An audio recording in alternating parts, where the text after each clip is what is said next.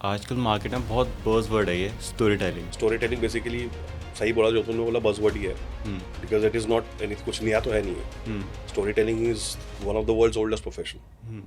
फेविकॉल के ऐड जो है सारे क्लासिक ऐड है, ठीक है। तो और आजकल क्या होता है, आजकल आप जो ऐड देखते हो आते ज़्यादा ऐड का कोई मतलब नहीं है। स्टोरी टेलिंग का नाम पे कुछ भी सेल कर देंगे आपको। बेसिकली प्रोडक्ट उठा के they're shoving it in your face, भाई खरीद खरीद खरीद खरीद खरीद। हम जैसे लोगों के लिए ट्रैप है ये।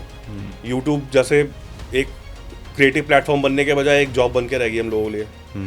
हर कोई आके भाई जल्दी जल्दी वीडियो डाल दो वीडियो नहीं डालेंगे तो चैनल नहीं पड़ेगा, चाहे यूट्यूब हमारे चैनल को डाउन कर देगा, ठीक है। उसने इतना हॉरर दिया मेरी लाइफ में, इतना उसने हॉरर भर दिया, इतना हॉरर भर दिया कि भाई मैं शायरी निकली नहीं, से डरावनी कहानी निकलनी थी। तो आज का जो वीडियो बहुत खास होने वाला है। आज हम बात करेंगे स्टोरी टेलिंग और the art of voice over के बारे में। आज जो हमारे गेस्ट हैं वो काफ़ी अच्छे यूट्यूबर, स्टोरी टेलर और राइटर हैं, मेरे दादा। तो दादा, welcome to the podcast. Thank you Mukul.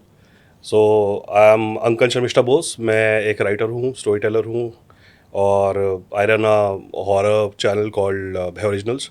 Basically मैं हॉरर लिखता हूँ which has a mix of horror plus mythological horror, folk drama, stuff like that.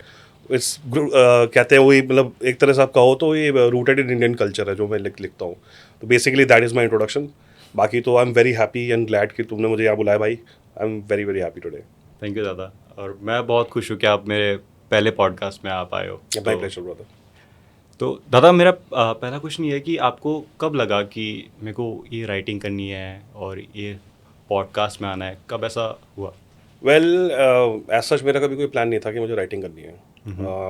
तो मुझे पता ही नहीं था। जैसे हम डिस्कस कर रहे थे पहले ना, मैं पहले डिज़ाइनर था, बट बहुत ही घटिया डिज़ाइनर था। और डिज़ाइनिंग करनी आती नहीं थी, मतलब करने की कोशिश करता था, लगा रहा था घंटों, होता ही नहीं था मुझे कुछ। और फिर उसके बाद फिर आई स्टार्टेड मेडिटेशन चालू किया, मेडिटेट करता था।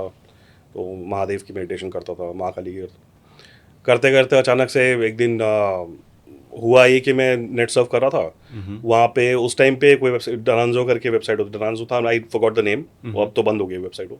आई केम अक्रॉस दिस एड। तो मैंने वो खोला उसको। वहाँ पे लिखा था कि अब आर्टिकल लिखिए और पैसे कमाइए। मेरे को उस टाइम में डायरेक्शन लेस था लाइफ में, करना क्या है। मैं कहा ठीक है, बैठ के चलो आर्टिकल लिख देता हूँ। और कभी लिखा नहीं था, लिख दिया, लिख के भेज दिया। फीडबैक आ गया कि हाँ ठीक है, यहाँ पे थोड़ी सी गलतियाँ थी, हमने ठीक कर दिया, बाकी आर्टिकल आपका बहुत बढ़िया है। मैं कहा चलो बढ़िया है। उसके बाद फिर उन्होंने मेरे को चेक भेजा 200 रुपये का, और मेरी लाइफ की पहले नहीं थी। मैं खुश हो गया, मैं कहा यार 200 रुपये का चेक आ गया। तो उसके मैंने कहा ये तो बहुत बढ़िया है, मेरे को लिखने में मज़ा भी आया। मैं कहा शायद यही करना चाहिए, मेरे को अच्छा मज़ा आ रहा है। तो फिर उस टाइम पे मैंने फिक्शन विक्शन लिखा नहीं था, मैंने स्टार्टेड राइटिंग। तो फिर ब्लॉग्स वगैरह लिखना शुरू करे, आर्टिकल्स वगैरह लिखना शुरू करे। और उस टाइम फिर मेरे को मतलब समझ में नहीं आता कि मैं आगे बढ़ूँ कैसे। naukri.com उस टाइम में इतना था नहीं, तब तो बहुत पहले की बात बता रहा हूँ। तो तब मैं एक दिन उठा, अपने सारे आर्टिकल्स के मैंने प्रिंट आउट निकाले, और उसके बाद न्यूज़पेपर उठाया। न्यूज़पेपर में कुछ मार्क किए कि भैया ये यहाँ पे ये ऑफिसेज हैं, और पुराने पिक्चर में, हिंदी पिक्चर में दिखा देते। वैसे ही उठाया, अपना सीवी लेके पहुँच गया भैया एक जने के ऑफिस में, ठक ठक करके अंदर चला गया। किस लिए आए हैं जी? मैंने कहा जॉब के लिए आया हूँ। मतलब कह रहे हैं हमारे यहाँ पर तो कोई ओपनिंग नहीं है। मैंने कहा अच्छा। बगैर चले बैठिए आप। बैठ गया थोड़ी देर, फिर वो आर्टिकल्स वगैरह उठा के लेके गए अंदर, पेपर था, उन्होंने पढ़ा, अंदर बुलाया, इंटरव्यू लिया मेरा। ऐसी बातचीत करी। बातचीत करने के बाद फिर उन्होंने मुझे बोला कि भाई ठीक है, आप हमें तो पसंद आए आपके आर्टिकल्स, कि आप कब से ज्वाइन कर सकते हो। मैं कहा ठीक, पैसे वैसे बोले, हम 12,000 रुपये ज़्यादा दे नहीं सकते। मैं कहा ठीक है, कोई नहीं, मुझे चलेगा। उस टाइम में कॉल सेंटर के भी इंटरव्यू दे रखा था मैंने। तो वहाँ पे मेरे को 25,000 दे रहे थे, या मुझे 12,000 दे रहे थे।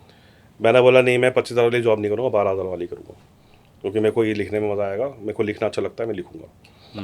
फिर वहाँ काम स्टार्ट किया, वहाँ धीरे धीरे ब्लॉग वगैरह लिखना, कंटेंट करना, करते करते करते करते धीरे धीरे अलग अलग कंपनी में जाते जाते 13-14 साल निकल गए।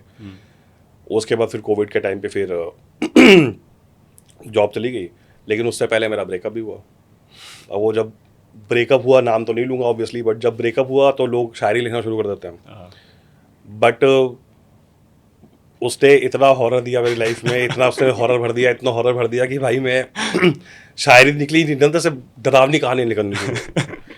फिर मैं बैठ गया मैं लिखने के लिए। मैं को लिखता रहा। लिखते लिखते फिर हॉरर लिखना शुरू कर दिया। फिर हॉरर लिखा तो फिर मैंने कहा चल ठीक है। फिर उसके बाद फिर कोविड के टाइम पे जॉब गई। मैं कहा कहानी तो लिखी रहा हूँ, एक काम करता हूँ उसको पोस्ट करता हूँ। फिर उस टाइम पे मेरे पास एक पुराना टूटा फूटा शू रैक हुआ करता था। उसी शू रैक के ऊपर मैंने अपना लैपटॉप रखा, क्योंकि ऑफिस जाता था तो घर पे कंप्यूटर टेबल की ज़रूरत थी नहीं। और वो मैंने कहा चले इसी पे रख लेता हूँ। उसी पे मैंने माइक फिट किया, और माइक भी फिट किया। मेरा माइक भी जो है मैंने खुद खरीदा नहीं था, मेरा फेयरवेल गिफ्ट था वो। मेरे दो कलीग्स हैं, उन्होंने मेरे को फेयरवेल गिफ्ट दिया था वो, कि आप हमेशा बोलते थे आपको पॉडकास्ट करना है, पॉडकास्ट करना है, आप कभी करोगे नहीं क्योंकि आप सिर्फ बोलते रहते हो, करते कुछ नहीं हो। तो हम आपको ये माइक गिफ्ट कर रहे हैं, अब ये शुरू करो। तो फिर लगाया मैंने माइक, मैंने कहा आज तो इसको स्टार्ट करता हूँ। निकाला माइक, लगाया लैपटॉप पे, वो किया, फिर रिकॉर्डिंग कर ली, और फिर एडिटिंग करके अपनी फर्स्ट स्टोरी भूत चतुर्दशी मैंने लाइव कर दी। उस टाइम मेरे को ये था कि लोग हंसेंगे। हाँ। एक्सपीरियंस था नहीं, वॉइस ओवर आर्टिस्ट में प्रोफेशनल हूँ नहीं, ठीक है। और बेसिकली एमेचर था, एमेचर हुई अभी भी सीख ही रहा हूँ। बस चालू कर दिया, लोगों को पसंद आने लगा। फिर धीरे धीरे मुझे तो वैसे ही मज़ा आता ही था, लिखता रहा।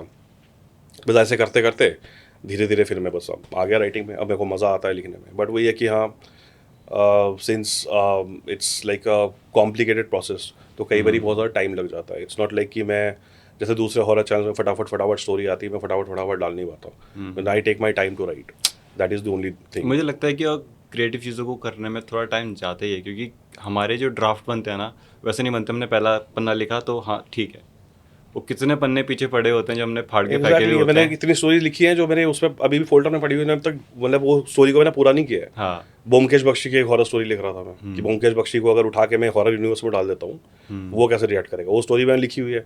ऐसे मैंने 3-4-8-10 स्टोरी ऐसी है जो मैंने 25-25 पेज लिख रखे हैं स्टोरी के, लेकिन मैंने अभी तक मेरे को आगे समझ में नहीं आ रहा करूँ क्या, छोड़ दिया, ठंडे बस्ते में पड़े हुए वो। तो ऐसे हमारे साथ होता ही है हम लोग। हाँ, वो होता ही है। You will be better able to understand because you yourself are a creative person. तो एक क्रिएटिव को एक क्रिएटिव ही समझ सकता है, और कोई नहीं समझ सकता। क्योंकि मुझे पता है, अभी मैं जो तुंगनाथ का इंट्रो वीडियो बना रहा था, तो मैं 3 इंट्रो बनाए मैंने, तो तीनों में से मेरे को कोई पसंद नहीं आया। जो चौथा बना ना, उसमें मेरे को लगा कि हाँ ये अब थोड़ा सही लग रहा है। बाकी 3 ड्राफ्ट मेरे पड़े थे, उनको 2-3 हफ्ता लग गया बनने में, तो चौथा वाला मेरा थोड़ा फाइनल गया, तो फिर मैंने उसको अपलोड करा। ऐसे ही होता है यार, हम लोग मतलब उसके पीछे कितना प्रोसेस इन्वॉल्व होता है ना, बिकॉज किसी को पता नहीं होता ये अपने कितनी रातें खराब करी होती हैं। फिर हम कितना बैठ के सोच दिमाग में कई बार तो आता भी कुछ नहीं है। ब्लैंक पेज खोल के बैठे हैं, घंटों से बैठे, 1 दिन 2 दिन 3 दिन निकल गए, एक शब्द लिखा नहीं गया। फिर एक दिन ऐसा होगा ठक से कि बैठे, हाँ। टक टक टक टक लिखना शुरू किया, तो लिखे चले जा रहे, फ्लो में आ गए। करेक्ट। इट्स लाइक क्रिकेट ना, बैट्समैन फॉर्म में नहीं है तो भाई वो कुछ कर ही नहीं पा रहा है। जब फॉर्म में आएगा तो ठका छक्के मार रहा है। वही सेम क्रिएटिव लोग ऐसा, वही सेम चीज़ है। तो दादा, मेरे को एक चीज़ समझनी है, आजकल मार्केट में बहुत बज़ वर्ड है ये स्टोरी टेलिंग, तो इसको एकदम मतलब मुझे बेसिक जानना है कि होता क्या है और होता कैसे है ये। स्टोरी टेलिंग बेसिकली, सही बोला जो तुमने बोला, बज़वर्ड ही है, because it is not any, कुछ नया तो है नहीं है। Storytelling is one of the world's oldest profession. हम बचपन में जब हम पैदा हुए थे, दादी नानी से कहानियाँ सुनते थे। और आप अगर देखो ना, जैसे हम लोग थोड़ी देर पहले बात करते हैं, हमारा पैदा होने से लेके हमारे मरने तक जो जर्नी है वो भी तो कहानी है। ट्रू। तो एवरीथिंग इज़ अ स्टोरी। अभी हम यहाँ बैठे हैं, आज से कई सालों बाद हम लोग ये भी डिस्कस कर रहे होंगे कि दिन में और मुकुल बैठे हुए थे, यहाँ पे हम लोग ने बातें करी थी, ये भी तो कहानी है ना। Story telling is nothing, it's just, for me it is an emotion. Story telling is an emotion basically. कोई चीज़ आपको खुशी देती है, कोई चीज़ आपको दुख देती है, कोई चीज़ आपको गुस्सा दिला रही है, कोई चीज़, हर एक चीज़ अपने आप में कहानी है। और मार्केटिंग ने इसको बज़वर्ड बना दिया। स्टोरी टेलिंग के पहले नहीं होती थी। अभी आप अगर स्टोरी टेलिंग की बात करो, पुराने ज़माने के एड्स उठा के देख लो, आपको, तूने वो कैडबेरी का ऐड नहीं देखा हो, इसमें लड़की नाचते हुए आती है स्टेडियम में, बहुत पुराना ऐड है वो, कभी ढूंढना उसको यूट्यूब पे। देयर इज एन ऐड है कैडबेरी का, उसमें डेयरी मिल्क का, क्रिकेट में स्टेडियम में लोग क्रिकेट खेल रहे हैं, एंड देन वो लड़की एकदम से उसका बॉयफ्रेंड मारता है शॉट, जीत जाते हैं, and then she comes and dances in the stadium. That's a classic ad. Fevicol के ऐड जो है सारे क्लासिक ऐड है, ठीक है। तो और आजकल क्या होता है, आजकल आप जो ऐड देखते हो, आधे से ज़्यादा ऐड को मतलब नहीं है। स्टोरी टेलिंग का नाम पे कुछ भी सेल कर देंगे आपको। बेसिकली प्रोडक्ट उठा के they shoving it in your face, भाई खरीद। स्टोरी टेलिंग हुआ है जब आपको बेचना नहीं पड़े, सामने वाला आदमी खुद खरीद ले उसको, उसके इमोशन कुछ हो जाए, तब आपको ये नहीं बोलना पड़ेगा कि इसमें ये है, इसमें वो है, इसमें ये है, वो है।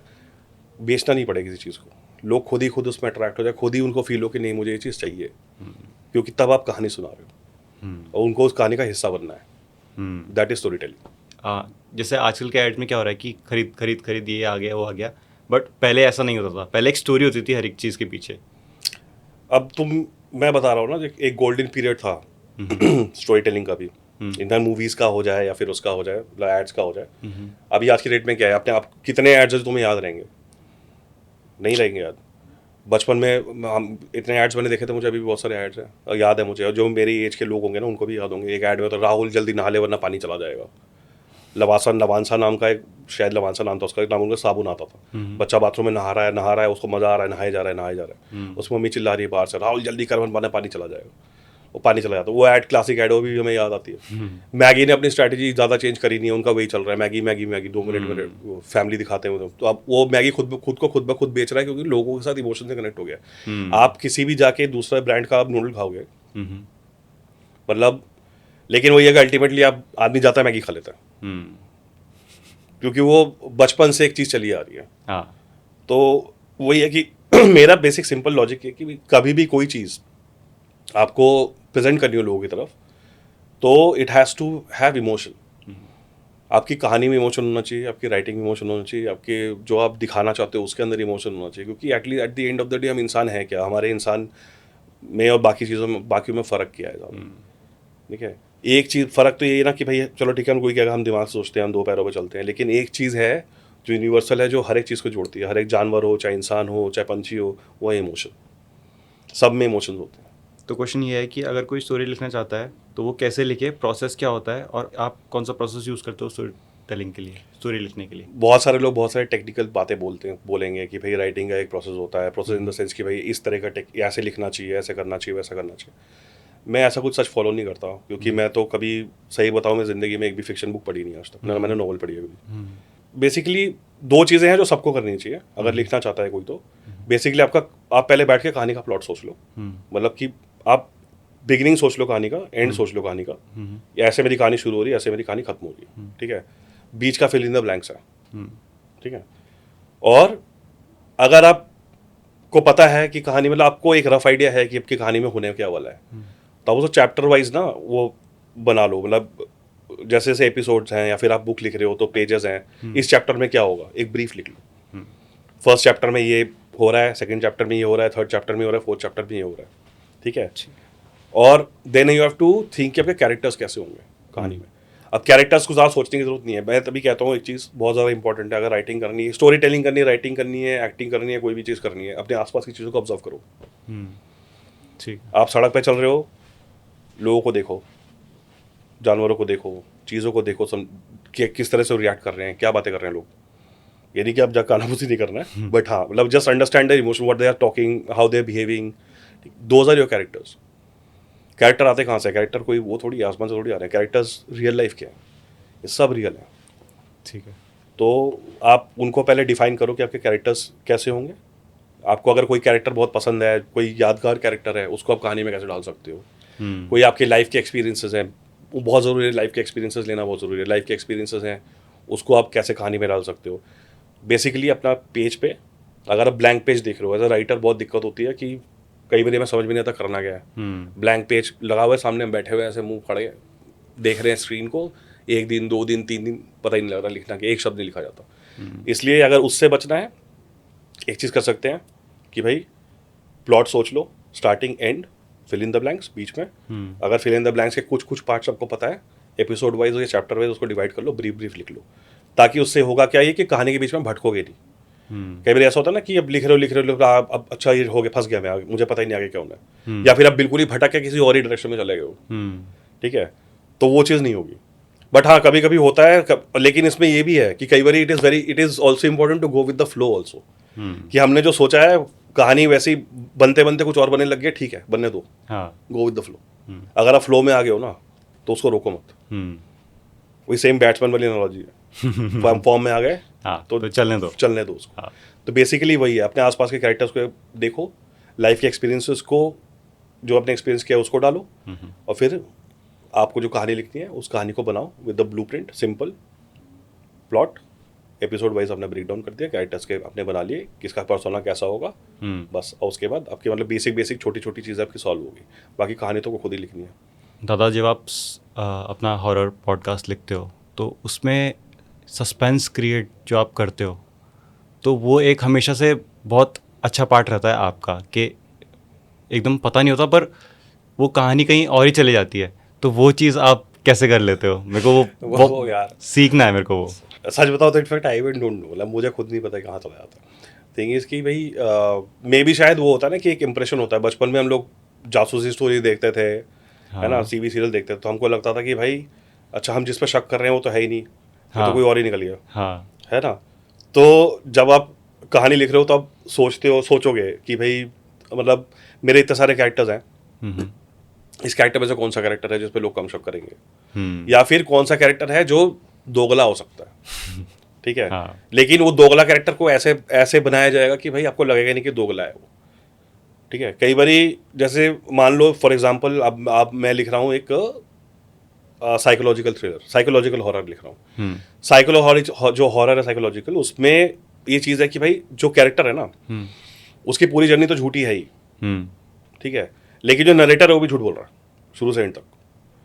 फॉर एग्जांपल मुक्ति लिखी मैंने, हाँ मुक्ति में अरविंद की जर्नी है, अरविंद अपनी जर्नी ले रहा है, हम्म ठीक है। अब वो जो मुक्ति सुनेंगे उसकी जर्नी तो पूरी झूठी है ही, हाँ साथ में मैं भी झूठ बोल रहा हूँ एज अ नरेटर कि वो तो ये कर रहा है, वो तो ये कर रहा है, वो तो वहाँ है, वो तो वहाँ है। It is like deceiving people. You have to learn the art of deceit कि कैसे उनको डिसीव करना है। कैरेक्टर्स को जैसे से फॉर एग्जांपल 4 लोग हैं, 5वां कैरेक्टर आपने इंट्रोड्यूस कर दिया, ठीक है। अब ऐसा लगेगा कि 5वां कैरेक्टर का तो मोटिव बहुत खराब है, लेकिन एक्चुअली में उसका मोटिव खराब नहीं है, वो एक्चुअली आपको हेल्प करना चाहता है, लेकिन उसका कैरेक्टर ऐसा डिजाइन किया गया हो कि आपको बुरा ही लगेगा वो, हाँ लेकिन वो आपको हेल्प करना चाह रहा है। लेकिन अब उल्टी तरफ क्या है, जो अच्छा अच्छा बोल रहा है या फिर जिसका कैरेक्टर राम जैसा है, हाँ पता चल रहा है भाई ये राम जैसा नहीं है तो रावण निकला, रावण निकला। हाँ और जो उसको रावण समझ रहे थे वो राम निकला। हाँ तो सस्पेंस को ऐसे बिल्ड करो कि आप जब स्टोरी लिख रहे हो ना, लिखते लिखते थिंक कि भाई मेरे इतने इतने कैरेक्टर्स हैं, इनमें से कौन सा कैरेक्टर ऐसा हो सकता है जिसको मैं आगे जाके I can give it a twist to his character which will shock people, ठीक है। तो बिकॉज लोग उसको उस तरह से सोच नहीं रहे थे शुरू से, हाँ। बट अल्टीमेटली एकदम से शॉक लगेगा कि ये क्या हुआ, ये तो मैं ऐसा सोचा नहीं था, ये आदमी ऐसा होगा, ये आदमी ऐसा कैसे निकल गया। तो बेसिकली इसका कोई ब्लूप्रिंट नहीं है। तुम जब बैठ के लिखना शुरू करोगे ना, this is something that you have, आपको अपने अंतरात्मा को बोलना पड़ेगा कि भाई तू मुझे गाइड कर। Okay and it is very important in writing ना, मैं सबको यही बोलूंगा जिसको भी राइटिंग करनी है ना, सबसे इंपॉर्टेंट रूल जो बोल रहे थे कहानी कैसे लिखते हैं, सबसे पहले अपने दिमाग में जो शोर है उसको खत्म करो, दिमाग का शोर खत्म करो। बिकॉज एक कहते हैं मंकी माइंड, मंकी माइंड मतलब आपका दिमाग 24 घंटे चैटर चल रहा है, भाई ये हो गया जिंदगी में, वो हो गया, उसने ऐसा बोल दिया, उसने ऐसा कर दिया, आसपास लोग क्या बोल रहे हैं, न्यूज़ देख रहा हूँ, न्यूज़ में क्या चल रहा है, बवाल मचा हुआ है पूरी दुनिया में। ये सारा ना आपके दिमाग में शोर पैदा करता है, आप सोच नहीं पाओगे, क्योंकि आप हमेशा यही सोच रहे हो सब खराब हो गया, सब बेकार है, दुनिया में ये चल रहा है, लड़ रहे हैं लोग, या फिर यहाँ पे चल रहा है, गॉसिप हो रही है, फलानी। You have to get rid of all of that. It's very important. इसलिए बोलता हूँ कि if you want to write, if you are a painter, if you are a writer, if you are musician, आप meditate करो। दिन में एक time आप बैठो, ध्यान करो, अपने साथ टाइम स्पेंड करो, जहाँ पे कोई नहीं हो वहाँ जाके बैठो आराम से, ठीक है। न्यूज़ और रील्स का कंजम्पशन थोड़ा कम करो, बिकॉज जितना ज़्यादा आप कंज्यूम करोगे इन चीज़ों को उतना चैटर बढ़ता जाएगा। आप अल्टीमेटली कंटेंट कंज्यूमर बन के रह जाओ, कंटेंट क्रिएट नहीं कर पाओगे, आप राइट नहीं कर पाओगे कुछ भी, क्योंकि आप देखने में इतना मशगूल हो गए हो कि आपको पता नहीं चल रहा आप 4 घंटे कहाँ चले गए, ठीक है। या फिर उसके बाद देखने के बाद उसी के बारे में सोचे जा रहे हो, तो अपना खुद का कब सोचोगे। मैं क्या करता हूँ, मेरा राइटिंग प्रोसेस का ये भी है कि मैं जब सुबह के टाइम पे, मेरे घर के पीछे बहुत बड़ा पार्क है, डिस्ट्रिक्ट पार्क है, एक तरफ तो बहुत लोग आते हैं, वो अच्छा बना हुआ है, वहाँ पे झूले वूले लगे हुए हैं, लोग आते हैं, एक्सरसाइज करते हैं, बच्चे खेलते हैं, अच्छा बना हुआ है। दूसरी तरफ है थोड़ा सा अच्छा नहीं बना हुआ, झाड़ियाँ वड़ियाँ हैं वहाँ पे, इन द सेंस कि मतलब खुला मैदान है, वहाँ पे कोई आता नहीं है, क्योंकि वहाँ पे कीचड़ उचड़ भी रहता है, सब कुछ रहता है, लेकिन मैं वहाँ जाता हूँ, उस वाले में नहीं जाता, अच्छा बना है, उधर नहीं जाता मैं कभी। इधर क्यों जाता हूँ इधर, क्योंकि यहाँ पे कोई नहीं है, शांति है यहाँ मैं अकेला हूँ, नेचर के बीच में हूँ, हवा चल रही है, पेड़ देख रहा हूँ मैं, पंछी उड़ रहे हैं, उनकी आवाज़ सुन रहा हूँ, या कोई जानवर आ रहा है मेरे साथ खेल रहा है, उसको प्यार कर लिया, ठीक है। इससे मेरे आसपास का जो शोर है ना सारा गायब हो जाता है, और जब वो शोर गायब हो जाएगा ना, तब आप लिखना शुरू करोगे, तब आप लिखना शुरू करोगे, तब आप म्यूज़िक बनाना शुरू करोगे, तब आप कंपोज करोगे, तब आप एक्ट करोगे, तब आप पेंट करोगे, तब वो सब कुछ कर पाओगे जो आप करना चाहते हो। लेकिन उसके लिए शोर को बंद करना बहुत जरूरी है, and it is valid for normal people also, मतलब रोज़मर्रा के लाइफ में भी यार, अगर आपको ज़िंदगी में थोड़ी शांति चाहिए ना, शोर को बंद करो, मैं बेसिकली क्या करता हूँ, मैं कोई ट्रैक करके आया, मैंने रिकॉर्ड किया, तो मैं पहले ही उसकी एक स्टोरी मैं बिल्ड कर देता हूँ, और जो मेरे साथ जो एक्सपीरियंस वहाँ पे हुआ है, मैं उस एक्सपीरियंस को एक कहानी के थ्रू बताता हूँ कि मैंने क्या एक्सपीरियंस करा, मेरे को क्या चैलेंजेस आए. बट कभी कभी ऐसा होता है ना कि मैं या तो हुक में फंस जाता हूँ, या फिर बीच वाले पार्ट में ऐसा फंसता हूँ कि वहाँ से मेरे को कुछ समझ नहीं आता है अब मैं लिखूँ क्या. मेरे को पता है एंड में क्या होना है, एंड मैंने लिख दिया, मेरे को क्लाइमेक्स पता है, मैंने सब कर दिया, बट बीच वाला पार्ट मेरा अच्छा नहीं लग रहा. फिर मैं करता हूँ, छोड़ देता हूँ. वो that is a part of creative हाँ. प्रोसेस होता है, मेरे साथ भी होता है. हाँ. मैं लिख के छोड़ देता हूँ, छोड़ ये देता क्या हूँ हो मैं. रहा है, मेरे को हाँ. समझ में नहीं आ रहा कुछ. फिर क्या होता है कि मैं छोड़ दिया, एक हफ्ते मैंने ध्यान ही नहीं दिया कि ये बीच में नहीं चलता अपलोड करना, थोड़ी टेंशन बिल्ड होती रहती हाँ है. आगे. बट फिर ना छोड़ देता हूँ मैं कि छोड़ो, नहीं हो रहा, कोई नहीं. बट एक कुछ तो भी नहीं डाल सकते. हाँ, एक तो ये ट्रैप है आज की डेट पे ना, जैसे अब you are into film making, हाँ. I am into writing. हाँ. हम जैसे लोगों के लिए ट्रैप है ये. यूट्यूब जैसे एक क्रिएटिव प्लेटफॉर्म बनने के बजाय एक जॉब बन के रह गई हम लोगों के लिए. हर कोई आके भाई जल्दी जल्दी वीडियो डाल दो, 2 वीडियो नहीं डालेंगे तो चैनल नहीं पड़ेगा, चाहे यूट्यूब हमारे चैनल को डाउन कर देगा. ठीक है, गलती तो यूट्यूब की भी है खैर, लेकिन इट्स अ बिजनेस, उनको भी पैसे कमाने हैं, तो भाई उनको वीडियो दिखाने पड़ेंगे, तो ऐड आएंगे. बट अल्टीमेटली पहले जब क्रिएटिव एक्सप्रेशन का एक प्लेटफॉर्म हुआ करता था, वो चीज़ अब रही नहीं. और हम जैसे लोग कर नहीं पाते क्योंकि हमारे अंदर इससे आवाज़ नहीं आती कि नहीं हमें करना है, हमें पोस्ट कर देना है. हम लोग उस टाइप के है नहीं, हम लोग पोस्ट कर नहीं सकते जब तक हमें लगेगा नहीं कि हमने एक चीज़ बनाई है, प्यार से इस चीज़ को बनाया है हम लोगों ने, मुझे अच्छा लग रहा है, now I want to share this with the world. जब तक वो फीलिंग नहीं आएगी ना अंदर, हम कर नहीं सकते उस चीज़ को. इसीलिए हम लोग बीच में छोड़ देते हैं, and that is okay, that is part of the creative process. तो नहीं अच्छा लग रहा छोड़ दो, दोबारा से स्टार्ट करो, कोई बात नहीं, मज़ा आना चाहिए. तो आपके हिसाब से एक अच्छी कहानी बनाने के लिए सबसे इम्पोर्टेंट एलिमेंट क्या होता है?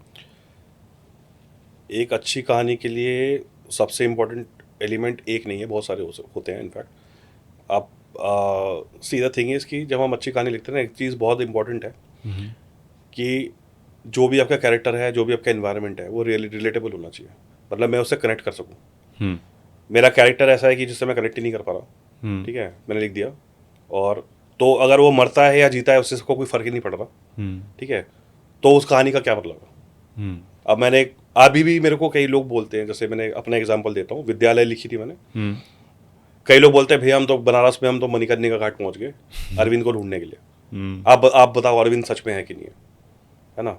वो कई उस पर इतना इतना ज़्यादा कनेक्ट करेंगे कैरेक्टर से, वहाँ पहुँच जाता है कि अरविंद भैया आप झूठ जल्दी बताओ अरविंद रियल कैरेक्टर है ना. मैं कहा अरविंद रियल कैरेक्टर नहीं है, अरविंद एक फिक्शनल कैरेक्टर है. द थिंग इज़ कि भाई सबसे इम्पोर्टेंट है जो वर्ल्ड क्रिएट कर रहे हो ना, वो वर्ल्ड बिलीवेबल होना चाहिए. भले ही वो वर्ल्ड इतिहास पे पीछे हो, ठीक है, पीरियड में हो, या फिर वो वर्ल्ड आप फ्यूचरिस्टिक वर्ल्ड है, या हमारा प्रेजेंट वर्ल्ड है, जैसा भी वर्ल्ड आप बनाओ, try to keep it grounded. Grounded in the sense कि भाई हमें कि हम रिलेट कर सके उस कैरेक्टर के साथ. ठीक है, कैरेक्टर्स ऐसे बनाओ जिनके स्ट्रगल्स असली हो. मेरे तुम्हारे हमारे क्या स्ट्रगल्स हैं. हमारे स्ट्रगल्स है भाई, लाइफ एक स्ट्रगल है, काम पे जाना है, पैसे कमाने हैं, ठीक है, नहीं करेंगे तो क्या होगा, ये सारी चीज़ें हैं, उससे रिलेट करते हैं हम लोग ना. तो आपका कैरेक्टर भी इसी टाइप का होना चाहिए, भले ही उसके इश्यूज कितने भी बड़े क्यों ना हो. फिक्शनल वर्ल्ड में भाई बहुत बड़े, भाई भूत आ रहा है, मैं तो स्टोरी लिखता हूँ, भूत आ रहा है, ठीक है. जैसे मैं भी एग्जाम्पल दे रहा था, मसान का एग्जाम्पल दे रहा हूँ मैं भी, विद्यालय का, ठीक है. अब विद्यालय में वो भाग रहा है, ठीक है, तो किससे भाग रहा है वो. मसान जो है वो छोटे छोटे भूत है, छोटे छोटे बच्चे हैं ना, जो उसके पीछे पड़े हैं, एंड वो मरते दम तक उसका पीछे नहीं छोड़ेगा जब तक वो मर नहीं जाता. लेकिन वही बात है ना, अभी इनको मैंने भूत दिखाया है स्टोरी में, बट क्या एक्चुअली में भूत है, ये एक्चुअली में भूत है नहीं. मसान कौन है. मसान हमारी यादें हैं, हमारे सपने हैं, हमारा डर है, जो कभी हमारा पीछा नहीं छोड़ते. आप पैदा हुए, अब बड़े हुए, ठीक है, हेमंत इज द कैरेक्टर. अब हेमंत भाग रहा है, ठीक है, आप भी हेमंत हो, मैं भी हेमंत हूँ, सुनने वाला भी हेमंत है. क्योंकि हम सबके हमारे सबके क्या है, हमारे सबके फियर्स हैं, हमारे सबके लाइफ में कुछ सपने हैं, हमारे सबके लाइफ में कुछ डर हैं जो हमारे पीछा नहीं छोड़ते. तो हम सारे हेमंत, हम सब हेमंत हैं. और ये मसान जो है हमारे सपने हैं, हमारी यादें हैं, हमारे डर हैं जो हमारे पीछा कर रहे हैं. और अगर हम इनका सामना नहीं करेंगे ना, ये तब तक हमारा पीछा करते रहेंगे जब तक मर नहीं जाते. तो that is how you have to build your character. यहाँ मैं भूत दिखा रहा हूँ, लेकिन ये आ कहाँ से रहा है, हमारे रियल लाइफ स्ट्रगल से. ऐसे जब भी आप कैरेक्टर बनाओगे रियल लाइफ स्ट्रगल से आप उठाओगे, सोचोगे रियल लाइफ में क्या है, देन उसको मोल्ड करोगे कि भाई ये हुआ है रियल लाइफ स्ट्रगल, इसको मैं कैसे मोल्ड करके दिखा सकता हूँ कि भाई अब मेरे केस में हॉरर में मैंने ऐसे दिखाया कि भाई ये मसाना है पीछे जा रहा है, ठीक है। असुर में सुधांशु जाता है गांव में, ठीक है। अब असुर में क्या, असुर में गांव वाले बच्चों को मार रहे हैं, औरतों को मार रहे हैं, उनको मार रहे हैं। ये कोई गलत, ये कोई नई चीज़ थोड़ी ना है, तो दुनिया में हमारे सारी तरफ हो रही है। अब एक बहुत अलग बात मैं बोलना चाहूँगा फ्रॉम माई पर्सपेक्टिव, मैं जैसे दुनिया को देखता हूँ ना, मेरे लिए तो पूरी दुनिया शमशान है। क्यों? क्योंकि यहाँ पे हर रोज क्या हो रहा है, किसी के सपने मर रहे हैं, किसी का कोई अपना मर रहा है, किसी की यादें मर रही हैं, ठीक है। तो क्या है, ये एक तरह से शमशान ही है ना। ये ऐसा थोड़ी है कि किसी बॉडी मर गई तो तभी वहीं पे शमशान है। यहाँ पे लोगों के दुख दर्द इतने हैं, तकलीफें इतनी हैं, है ना। इन अ वे इट इज अ शमशान। यहाँ पे सिर्फ, यहाँ पे क्या है, यहाँ पे बॉडी की जगह पे सिर्फ लोगों की दुख तकलीफ ये सब, ये जो जल रहा है इसका धुआं उड़ रहा है। मेरी नजर दुनिया को देखोगे तो I come to this world and I see this world from a very very dark place. I don't see it like the world is beautiful, I see the world is very dark because it is dark. I mean I can convince my self कि नहीं बहुत खूबसूरत है, लेकिन नहीं। तो basically वही है कि अब मैंने वर्ल्ड को देखा ऐसे, आपका क्या पर्सपेक्टिव है दुनिया की तरफ, उसको उठाओ, उसको उस चीज से सोचो and then build your element in the story. Character के रियल स्ट्रगल्स क्या है, मैं जैसे मैंने एग्जांपल दिया, ठीक है, वैसे ही देखोगे उसके स्ट्रगल्स क्या है। आप क्राइम लिख रहे हो, आप देखो उस स्ट्रगल्स को कैसे मोल्ड कर सकते हो। क्योंकि इंपॉर्टेंट चीज़ क्या है, कैरेक्टर को एस्टैब्लिश करना बहुत ज़रूरी है किसी भी स्टोरी पे। एनवायरनमेंट को एस्टैब्लिश करना बहुत ज़रूरी है। अगर आप क्राइम लिखते हो, आप फर्स्ट सीन में दिखाते हो कि भाई यहाँ पे एक बॉडी पड़ी हुई है जिसका मर्डर हो गया, अभी आपको उस बॉडी के बारे में कुछ पता नहीं है, सो आपको कुछ पता नहीं है तो you will not care about कि कौन मरा है यार, आई डोंट केयर, ठीक है। अब आप उसकी इंपॉर्टेंस कैसे बनाओगे स्टोरी में, उसकी बैक स्टोरी से। बाय द टाइम आप स्टोरी लिख रहे हो, उसकी लड़की लड़का जिसके भी जो भी मर्डर हुआ है, उसकी स्टोरी बैक स्टोरी ऐसी है कि you fall in love with that character.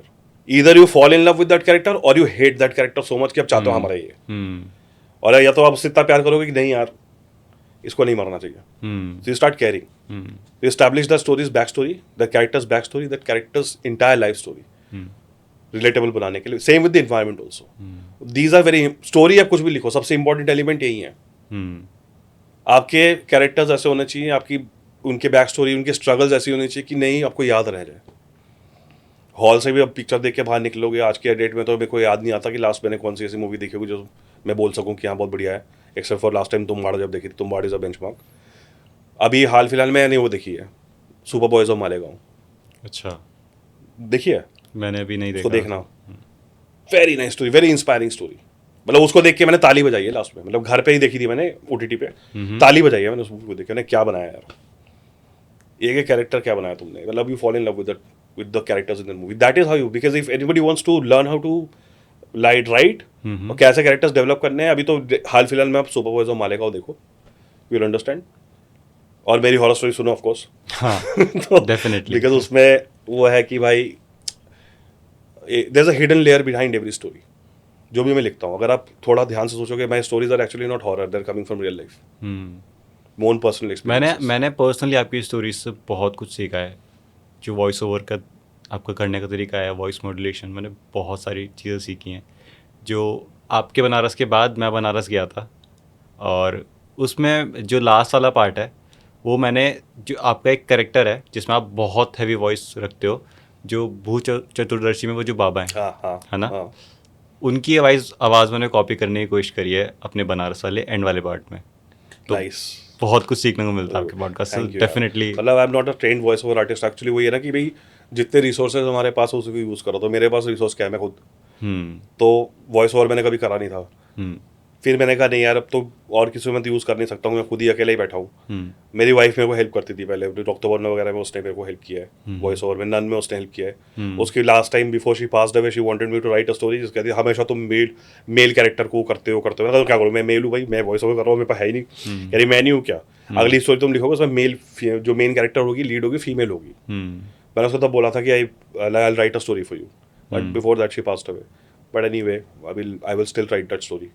And because there are some people who want to help me with the voiceovers, so I can have female characters. That will probably attribute to my wife. So that I'll do. तो वही है कि हाँ, मतलब just follow your instinct. Basically that's it. और कभी भी मैं सोचा यार दुनिया हंसेगी, क्या बोलेगी. आधे लोग तो हम लोग यही सोच के रह जाते हैं लाइफ में कि भाई ये अगर मैंने ये कर दिया तो लोग हंसेंगे मेरे पे. दुनिया लोग क्या बोलेंगे. कुछ नहीं बोलेंगे यार. nobody cares at the end of the day. because other क्या होगा, हंसेंगे. एक बार हंसेंगे, 2 बार हंसेंगे. जब अपना आर्ट को मास्टर कर लोगे तब वही लोग वाह करेंगे. हाँ, लेकिन उसके लिए तो करना पड़ेगा ना आपको. मेहनत करनी पड़ेगी definitely. You have to take that first step, otherwise तो हो ही नहीं सकता. अब वॉइस ओवर पे आते हैं कि जब आप वॉइस ओवर करते हो तो क्या क्या चैलेंजेस आते हैं आपको, और सेकंड चीज़ के जो आप, मेरे को ये पर्सनली जानना है, जब आप अपने वॉइस ओवर में फीमेल की वॉइस करते हो या किसी उसकी, तो वो कैसे करते हो आप? अरे दैट इज आवाज़ पतली कर लेता हूँ. मतलब अब जितनी पतली कर सकते हो उतनी कर लेता हूँ. कोशिश करता हूँ कि पतली कर लो. तो जैसे कि वही बोलते हैं ना, मसान खेल रहे होते हैं, हाँ अंकल हाँ खेलोगे मेरे साथ. Something like this. तो अब वॉइस ओवर में फिर ऐसे कर लेते हैं. हाँ. अब वो परफेक्ट हो नहीं पाता अभी, क्योंकि भी मैं तो ट्रेंड वॉइस ओवर आर्टिस्ट हूँ नहीं. लेकिन फिर भी चलो भाई कोशिश कर लेते हैं, क्योंकि भाई चलो करो. थोड़ा बहुत तो एडिटिंग भी करनी पड़ती है भाई. चलो इसको अब मैंने आवाज़ तो निकाल ली, ले आप थोड़ा सा रिवर्ब डालता हूँ इसमें, थोड़ा सा चेंज करता हूँ इसको ना, थोड़ा सा पिच चेंज करके देखता हूँ, थोड़ा सा करके तो हो जाता है. नहीं, बट जब हम स्टोरी सुनते हैं ना, तो पर वो एक्चुअली लगता है कि वो कोई डिफरेंट कैरेक्टर है. वो इतना परफेक्टली होता है कि वो एक्चुअली में लगता है कि मेरा different. पता है, मैं हमेशा से मेरा एक वो है, जब भी मैं कोई पॉडकास्ट सुनता हूँ या फिर कोई भी वेब सीरीज ऑडियो वाले सुनता हूँ ना, समवेयर आई फील ना कि बहुत ज़्यादा पॉलिश्ड है. सारे कैरेक्टर पॉलिश बात कर रहे हैं, है ना. हो इंस्पेक्टर आप यहाँ, ठीक है. क्यों इतना पॉलिश्ड हो यार? ऐसे कौन बात करता है रियल लाइफ में?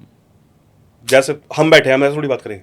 और मुकुल क्या हाल है तुम्हारे भाई, ऐसा थोड़ी बोलूंगा मैं. और मुकुल कैसा है भाई?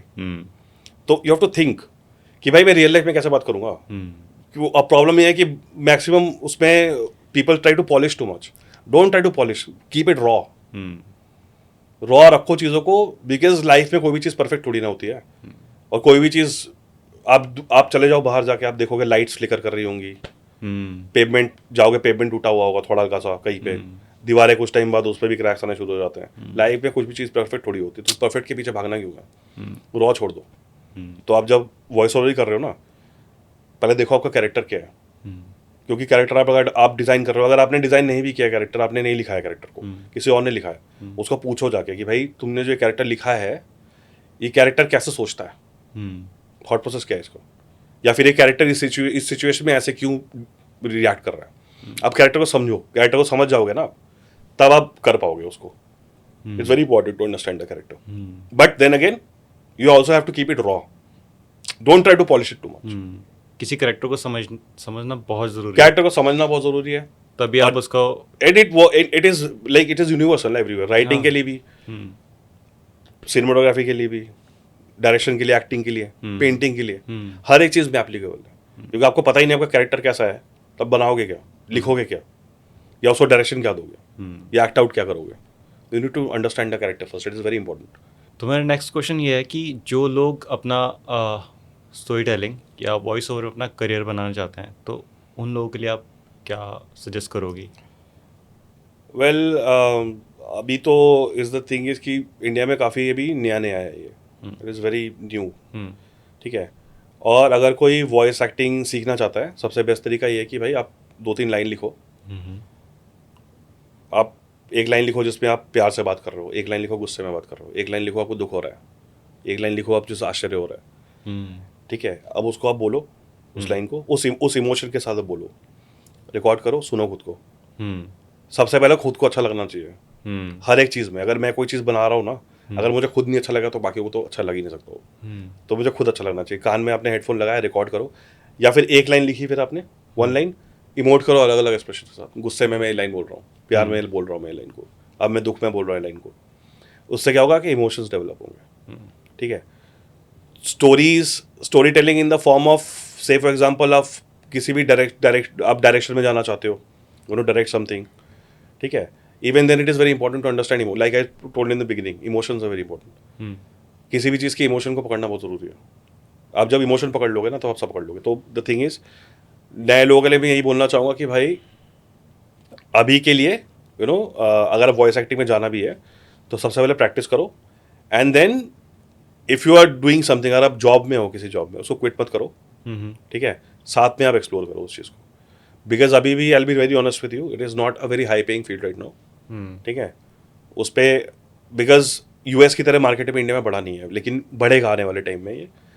बट वही है कि हाँ, आप पहले एंटर करोगे तो you will have the upper hand because you will have experience, and you will have with practice you will master you art. तो यही है कि भाई प्रैक्टिस करते रहो, ठीक है, जो जो चीज़ें मैंने बोली कि वर्ल्ड, आपको अगर लिखना है तो वर्ल्ड बिल्डिंग में फोकस करो, कैरेक्टर्स पे फोकस करो, वॉइस एक्टिंग करनी है तो रॉनेस पे फोकस करो, जस्ट कीप इट रॉ, ठीक है। अगर रॉ कर लोगे तो पॉलिश तो आप कर ही लोगे। अगर कोई आपको बोलता है ना कि नहीं भाई मुझे तो रॉ नहीं चाहिए, मुझे पॉलिश चाहिए, आप पॉलिश कर लोगे, कोई दिक्कत नहीं है। But for if you doing creating it for your self, B raw. Flaws के पीछे वो मत करो कि नहीं भाई या तो थोड़ा सा फ्लॉ आ रहा है, थोड़ा सा flaw is good, because there is nothing called perfect in life. थोड़ा सा इम्परफेक्शन चलता है, अच्छा लगता है, अच्छा भी लगता है वो इनफैक्ट हर चीज़ में। तो बस मैं इतना ही सजेस्ट कर सकता हूँ इसके लिए। तो बाकी तो मैं कुछ वही है कि भाई एक्सप्लोर योर ट्रू पैशन, जो भी आपका पैशन है उसको एक्सप्लोर करो, जो अच्छा लगता है वो करो, एंड साथ में आप तब तक काम करते रहो जब तक अपने पैशन को ही आप अपना काम नहीं बना लेते, बिकॉज तभी मज़ा आया। And the thing is that मेरा तो खैर पैशन ही राइटिंग है, मैं राइटिंग करता था, अभी भी कर ही रहूँ, और इट इज़ समथिंग दैट जब तक मैं मरूंगा नहीं तब तक छोड़ूंगा नहीं, करता ही रहूँगा। जब आपने पहला पॉडकास्ट अपना लिखा था तो तब उस टाइम क्या चल रहा था दिमाग में कि उस टाइम कुछ चल नहीं रहा था, उस टाइम पे एक्चुअली चल रहा था, जॉब अब चली गई थी, जॉब थी नहीं, बैठा हुआ था, आई वॉज थिंकिंग भाई मैं क्या करूँ, मतलब फ्री टाइम भी था, लिखना भी अच्छा लगता था, 2-3 हॉरर स्टोरी लिखी भी ली थी ब्रेकअप के बाद। तो मैंने कहा, अब जब ब्रेकअप के टाइम पे जो हॉरर स्टोरी लिखी थी ऐसे तो पड़ी हुई है, लिख रखी है मैंने, अभी इसको यूज़ कब करूँगा, चलो अब मैं एक काम करता हूँ, अब मैं रिकॉर्डिंग वॉर्डिंग करता हूँ। भूत चतुर्दशी नहीं लिखी थी मैंने ब्रेकअप के टाइम। भूत चतुर्दशी मैंने जो पहला पॉडकास्ट का फर्स्ट स्टोरी है उसको मैंने लिखा था नया से, तब किया था। सेकंड स्टोरी मैंने लिखी थी, दस्तक जो है मेरी स्टोरी, हाँ। वो ब्रेकअप के बाद लिखी थी मैंने, हाँ, तो वो वाली स्टोरी ब्रेकअप के बाद लिखी थी। और ये इनफैक्ट वो भी अवैध भी मैंने ब्रेकअप के बाद ही लिखी, हाँ, प्रोफेसर वाली स्टोरी। बट ये वाली भूत चतुर्दशी मैंने खुद ही लिखी थी फ्रेश, उस टाइम पे पोस्ट करने से पहले। तो उस टाइम दिमाग को चल नहीं रहा था, मेरे दिमाग में था कि भाई मुझे तो करना है, बिकॉज मैं संडे सस्पेंस का बहुत बड़ा फैन हूँ। बंगाली आता है ना, बंगाली संडे सस्पेंस, उसमें सारे पुराने शरदिंदु बंदोपाध्याय वगैरह इनकी स्टोरी सुनाई जाती हैं, जिसमें ब्योमकेश बख्शी लिखी है, सत्यजीत रे, इन सब की स्टोरीज है। वो मैंने लगातार सुनता ही रहता था, अच्छा लगता था। I want to do something similar but I want to do it in Hindi, but I want to do something like with maybe थोड़ा सा इसके एक नॉच ऊपर ले जाके साउंड इफेक्ट्स एंड स्टफ। तब जाके मैंने स्टार्ट किया, and then I started and then it didn't stop. I take time to publish stories but I will not stop, because obviously अच्छी कहानी लिखने में थोड़ा टाइम लगता है। ट्रू है, टाइम ज़्यादा ही है, क्योंकि अगर आप कुछ क्रिएटिव कर रहे हो, अगर आप जल्दी जल्दी कर दोगे तो फिर मेरे को नहीं लगता कि वो क्रिएटिव है। नहीं, वो क्रिएटिव नहीं, वो जस्ट आपके एक डेडलाइन मीट कर रहे हो, हाँ बस वही। सो थैंक यू दादा, काफ़ी अच्छा लगा आपके साथ बातें करके। आई होप लोगों ने बहुत कुछ सीखा होगा आपसे, और ये पॉडकास्ट होना बहुत ज़रूरी था क्योंकि मेरे कुछ डाउट्स थे जो अभी क्लियर हुए हैं यहाँ बैठे बैठे। तो थैंक यू दादा, thank you so much. I am very glad, I am very happy कि तुमने मुझे यहाँ बुलाया, लायक समझा कि मैं आके यहाँ पे पॉडकास्ट पे का हिस्सा बन पाऊँ। And I am very happy कि this is your first podcast, and I am very very glad that I am the first guest on your podcast. मेरे को बहुत खुशी हुई। Thank you and I wish you all the best कि तू अच्छी अच्छी जैसी चीज़ अब तक करता है वैसे करता जाए, अपनी क्रिएटिविटी को मत छोड़ना कभी भी, and just continue doing what you do. Thank you so much. Thank you. या